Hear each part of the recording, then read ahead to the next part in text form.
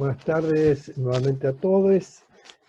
Vamos a comenzar entonces con esta clase sobre niveles de análisis de la conducta, niveles de organización del sistema nervioso y modelo funcional del sistema nervioso central.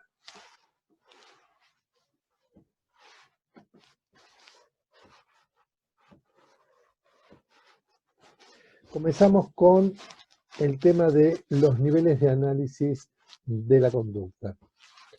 Se ha consagrado recientemente que hay tres niveles de análisis de la conducta: el nivel conductual, el nivel cognitivo y el nivel neural. En la psicología, el primer nivel, el nivel conductual, es de mucha importancia. Se refiere a todas las conductas observables, ya sea conductas motoras, como salir corriendo en una situación de miedo, o golpear en una situación de ira y estrés, conductas verbales, también todas las conductas autonómicas, por ejemplo, enrojecer la cara, empalidecer, la sudoración, la frecuencia cardíaca. Todas esas son conductas observables, y este es el primer nivel de análisis y la puerta de entrada tanto al nivel de análisis cognitivo como también al nivel de análisis neural. Las conductas pueden ser observadas en situaciones espontáneas, como por ejemplo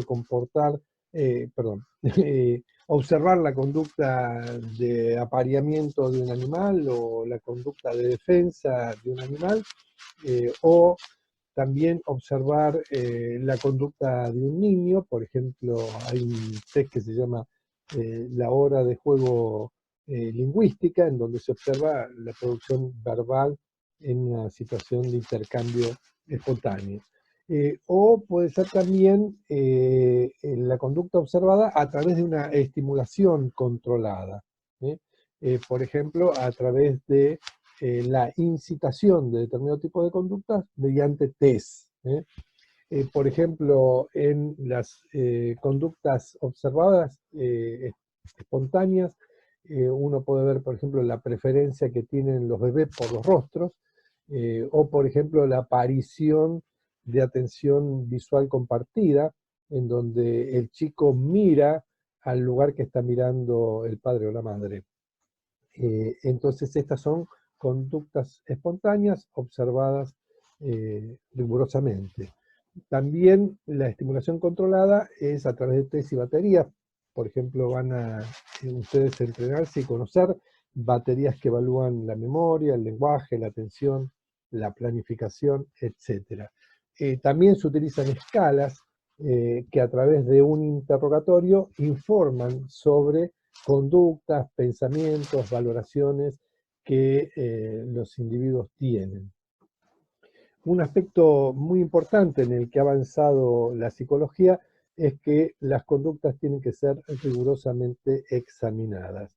Esto es una base muy importante para darle un fundamento científico a la observación de las conductas para posteriormente interpretarlas a través de los modelos.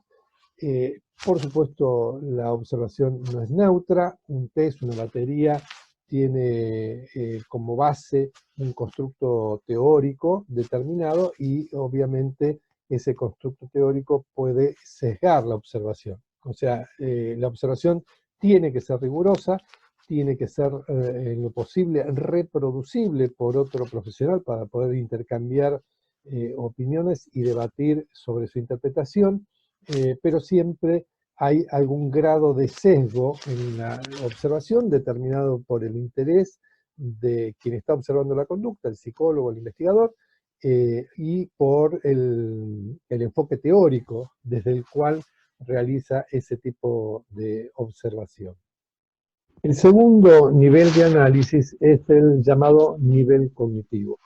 Como ustedes saben, el nivel conductual, la observación de los fenómenos observables de la conducta, es una parte muy importante, pero no es suficiente para explicar por qué un individuo, un sujeto hace, o incluso un animal hace lo que hace. hay una parte muy importante de la conducta que solo puede ser explicada por lo que ocurre dentro de ese individuo. El nivel cognitivo justamente se interroga sobre qué es lo que ocurre dentro de la mente, y cuando hablamos de la mente hablamos principalmente de individuos humanos, de sujetos humanos. El nivel cognitivo entonces interroga sobre qué ocurre en la mente que puede explicar la conducta de ese sujeto. Ahora bien, la mente no es una entidad observable, la mente es una teoría, es una hipótesis, y si bien no es observable, la mente se infiere a partir de los datos observables, y los datos observables pueden cuestionar nuestra hipótesis o teoría sobre qué es lo que ocurre dentro de la mente. Entonces, un aspecto importante para explicar la conducta es elaborar modelos teóricos, o sea, modelos de mente, modelos de la mente, modelos teóricos que son de naturaleza psicológica, que, insisto, se infieren a partir de los datos observables, pero que no se observan directamente. Hay distintos tipos de modelos psicológicos, hay distintos enfoques psicológicos. Uno de los que más se utiliza para correlacionar los procesos mentales y el sistema nervioso son modelos de tipo cognitivo. Estos modelos formulan teorías e hipótesis de procesamiento mental en términos de representaciones y procesos. Para dejar este nivel cognitivo más claro, vamos a dar un ejemplo que es, en este caso, un modelo de una función concreta, específicamente humana, que es un modelo de lectura, de palabras aisladas. Según este modelo, entre los dos fenómenos observables, por ejemplo, el estímulo escrito, la palabra escrita tulipán, y la respuesta, la lectura en voz alta por parte del sujeto que está siendo evaluado de la palabra tulipán, median una serie de procesos mentales que este modelo de lectura intenta capturar. Según este modelo, para que un individuo pueda leer en voz alta una palabra, tiene que haber primero un componente que reconoce las letras. Este reconocimiento de letras da lugar a la activación de una representación ortográfica de esa palabra, si es una palabra conocida y ya está en la memoria visual ortográfica de este sujeto, y si esa palabra es reconocida como una palabra ya conocida previamente, puede activar la representación semántica. Y a partir de esta representación semántica se puede activar la representación fonológica, que regula finalmente la selección de los sonidos y la articulación de los sonidos para la lectura en voz alta. Entonces, este es un modelo de cómo una palabra escrita puede ser pronunciada. Es un modelo de los procesos mentales que subyacen a la conducta de leer palabras escritas en voz alta. Incluso este modelo, que implica formular la existencia de una memoria específica de palabras, de una memoria de conceptos, etc., también asume una ruta diferente de lectura. Por ejemplo, acá vemos un segundo mecanismo de lectura en donde postula que esta palabra puede ser leída a partir de reconocer las letras y convertir cada letra en su sonido y ser articulada. Esto es simplemente, no es necesario que ustedes recuerden los detalles de este modelo, es simplemente para ejemplificar cómo la psicología cognitiva propone modelos mentales de las funciones cognitivas humanas. Y estos son modelos teóricos. Este es un modelo teórico psicológico de naturaleza cognitiva. Bien, en el segundo nivel entonces nos interrogamos sobre qué ocurre en la mente de un individuo cuando despliega una determinada conducta. Y ejemplificamos a través de un modelo de lectura cómo se construyen modelos cognitivos de procesamiento de funciones humanas. Ahora uno también se podría preguntar qué ocurre en el cerebro cuando un sujeto realiza una determinada tarea. Es decir, ¿qué ocurre, por ejemplo, en el cerebro cuando un sujeto lee en voz alta palabras? Entonces entramos en lo que llamamos nivel neural de análisis de la conducta y el comportamiento. En el nivel neural tenemos que distinguir entre, por un lado, datos neurales. Los datos neurales son datos biológicos, a diferencia del nivel de análisis conductual, que opera con datos conductuales, con comportamientos. En el caso del nivel neural, los datos tienen que ser biológicos, neurales, obtenidos a través de técnicas específicas de recolección de datos neurales, como un electroencefalograma, un electrodo que registra potenciales de neuronas, etc. Enseguida vamos a dar algunos ejemplos. Y hay que distinguir entre los datos neurales, que son este tipo de datos biológicos, y teorías neurales. También en el nivel neural, los datos neurales se tienen que elaborar como una teoría, de una forma coherente, unir esos datos biológicos en una explicación más general. Son teorías no no son teorías cognitivas, no son teorías psicológicas, sino que son teorías neurales, es decir, sobre cómo el cerebro realiza determinado procesamiento. Antes decíamos que un modelo psicológico es un modelo cognitivo acerca de cómo la mente lleva a cabo determinado tipo de tarea. En este caso estamos hablando en términos neurales, cómo el cerebro realiza determinado proceso. Vamos a dar algunos ejemplos de datos y teorías neurales. Por ejemplo, este es un ejemplo de un dato neural. Este es un paciente que tuvo una lesión, perdón, no es un paciente, esto es una resonancia magnética cerebral de un paciente. Y en esta resonancia se observa una lesión, que acá se ve como una zona más clara, en la región occipital izquierda.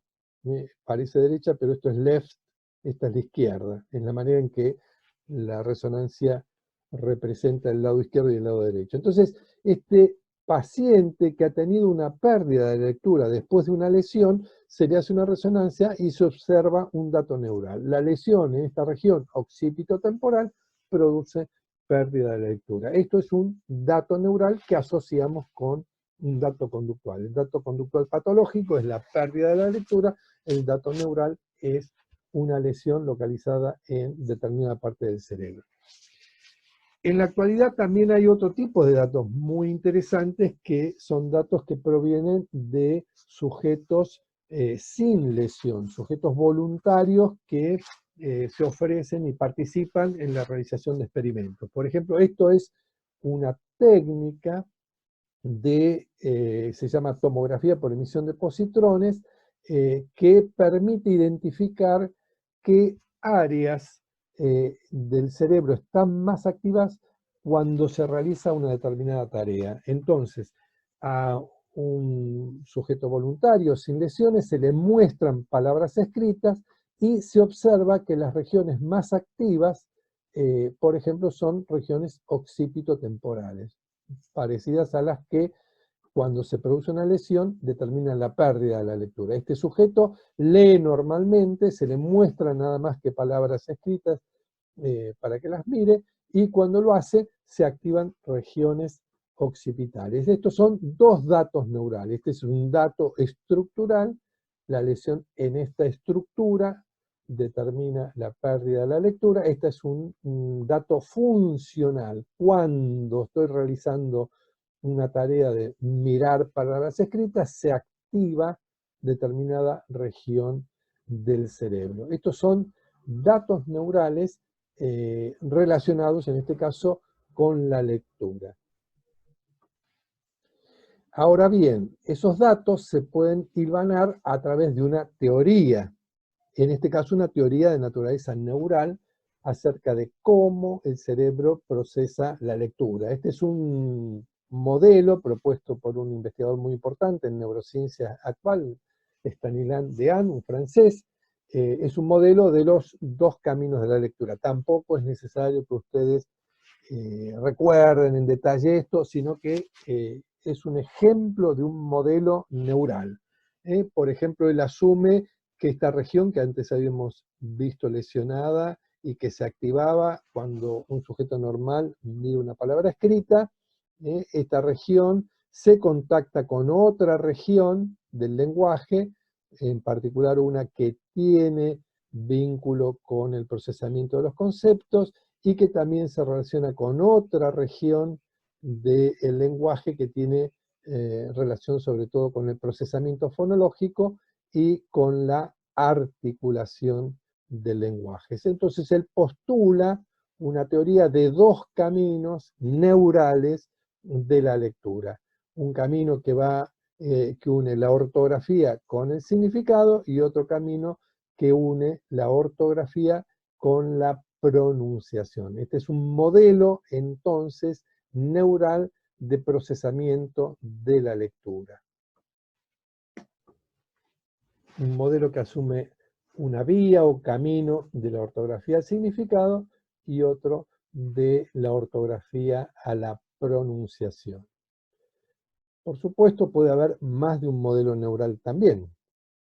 Este otro modelo incorpora no solo las redes corticales, sino que también especifica las vías, las conexiones subcorticales, las vías blancas subcorticales que participan en el procesamiento de la lectura.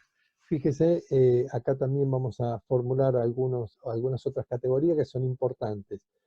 Se está hablando de que, en este modelo, ¿no?, que la lectura se lleva a cabo a través de la actividad de tres redes. La red occipitotemporal, que habíamos visto antes, que se activa cuando un sujeto ve pasivamente palabras escritas, una red temporoparietal, que forma parte del lenguaje en general, pero que participa también en la lectura, que tiene bajo su responsabilidad el procesamiento de la fonología, el procesamiento de los sonidos de las palabras, y una red frontal inferior que interviene en la articulación, en la pronunciación de las palabras. Este modelo además asume, identifica cuáles son las conexiones, las distintas conexiones subcorticales, es decir, los haces de axones que conectan estas redes corticales a distancia. Esto nos sirve como ejemplo para mencionar red cortical, ¿sí?, red cortical, tres redes corticales, y un sistema de redes corticales conectadas a distancia.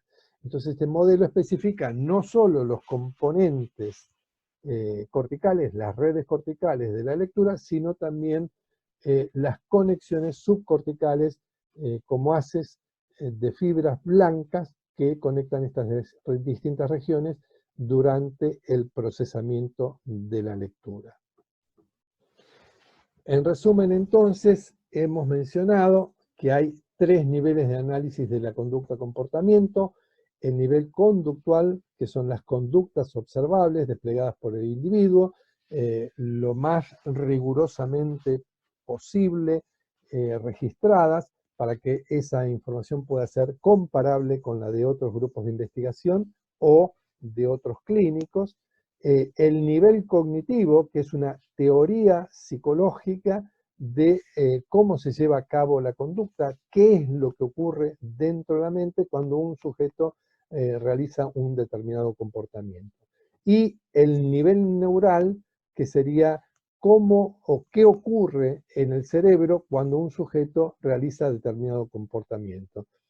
Y hemos distinguido también dentro del nivel neural lo que son datos neurales, es decir, datos biológicos recogidos durante la realización de ese tipo de tareas, y una teoría neural que reúne varios datos neurales en una explicación coherente, pero de naturaleza biológica.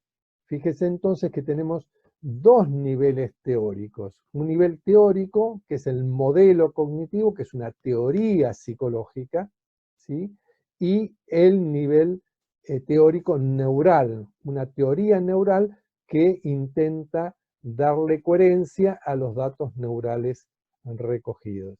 Entonces, hay dos niveles de observación de datos objetivos, datos conductuales y datos neurales, y dos formas de elaboración teóricas de la teoría psicológica, que sería una elaboración teórica de los datos conductuales observados, y una teoría neural que intenta darle coherencia a un conjunto de datos neurales observados.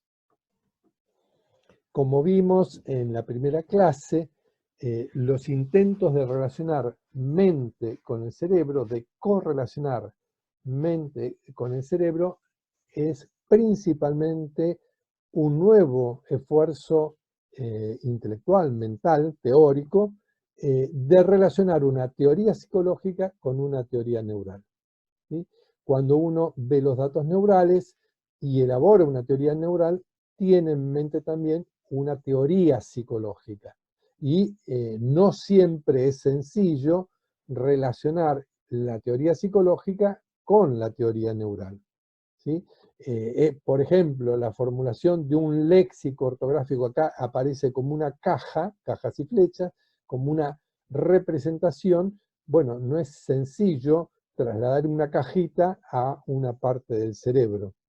La forma en que el cerebro procesa esta información que se asume en la teoría psicológica puede tener una naturaleza bastante diferente a la que asume la teoría psicológica. El esfuerzo entonces es relacionar un modelo psicológico con un modelo neural. Eso que veíamos con Gall, cuando Gall elabora sus 35 facultades y analiza las protuberancias del cerebro, era un esfuerzo intentando relacionar una teoría psicológica muy elemental, hoy actualmente considerada como una teoría desacertada, con una teoría neural que también era muy elemental y actualmente consideramos desacertada, pero era ese esfuerzo, la relación entre una teoría psicológica y una teoría neural.